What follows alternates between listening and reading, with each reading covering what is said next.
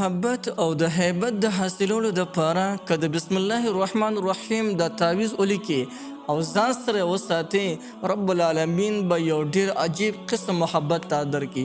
داسې هیبت به درته رب العالمین درکي، محبت سره به درته رب العالمین یو قسم له هیبت هم درکي. زما عزتمندو، نن درته یو داسې عمل درته ښیم د بسم الله الرحمن الرحیم. که دا عمل کلم تاسو وکې نو د خلکو زړونه به د ستاسو طرف ته مایلوي. هر سړی به د ستا سره د زړه نه مینه کوي او هر چا ته به د زړه نه ګرانې. د خلکو په زړونو کې خپله مینه غورځولو دپاره که دا یو عمل تاسو وکړئ د بسم الله الرحمن الرحیم، نو دا تمام مخلوق به د ستا سره مینه کوي او په هر چا باندې به خوږ لګي د دې عمل په برکت سره.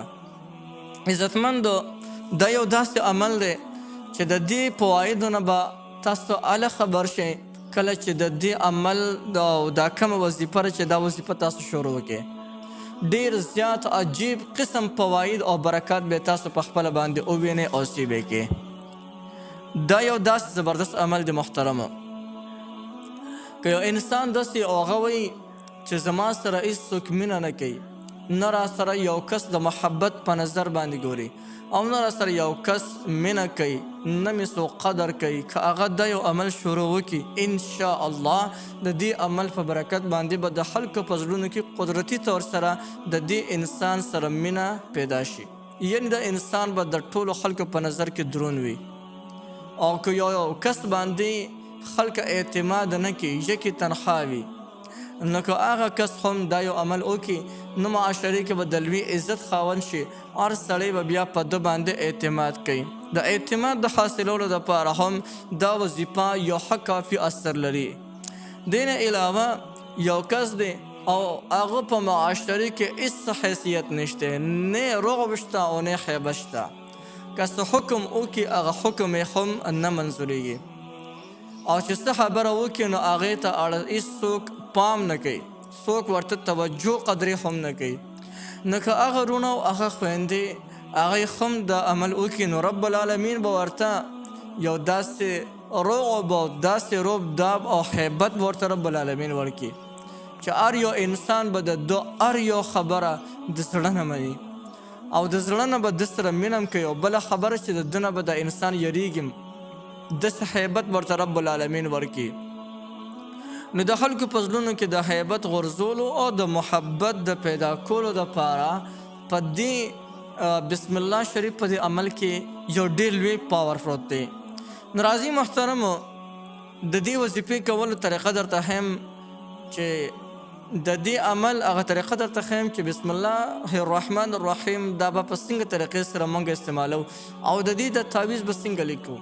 نو دا مکمل طریقه درته ښیم، بالکل په توجه سره وارئ.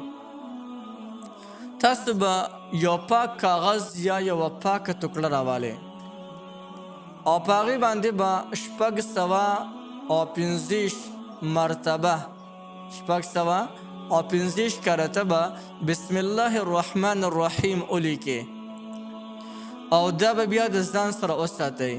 که په غاړه کې اچئ او که په مټ باندې تړئ، خو دا به د خپل ځان سره وساتئ چې تر څو پورې دا د ستا سره وي نو هر یو کس به تا سره د زړه نه مینه کوي، هر یو انسان ته به د زړه نه ګرانې او تر څو پورې چې دغه آیات مبارک یعنی د بسم الله الرحمن الرحیم دغه تعویض دا د ستا سره وي، د هر چا په زړونو کې به قدرتي طور سره د ستا روغ او بخیبت او هغه دبدبه به د هغوی په زړونو کې کینی.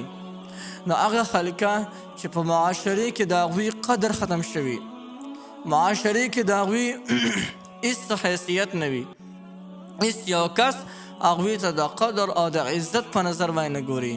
نو دغه رونو او دغه خویندو دپاره دا یو عمل چې کوم دی د بسم الله الرحمن الرحیم د عمل دې کې یو ډېر لوی پاور پروت دی. نو انشاءالله د دې فواید او د دې اثرات به تاسو هله سې کړئ چې کله تاسو دا یو عمل وکړئ. نو یو ډیر زبردست عمل مې درته وښولی د محبت حاصلولو دپاره، د نفرت د ختمولو دپاره او د خلکو په زړونو کې د رعب، هیبت او د دبدبې چې کوم دی اچولو دپاره په دې عمل کې یو ډېر لوی چې کوم دی اثر دی. نو محترم یو ډېر زبردست عمل ده بسم الله الرحمن الرحیم درته وښولو. نو بالکل دا چې دی تاسو کولی شئ او د دې نه تاسو جایز پیدا بالکل اخیستلی شئ.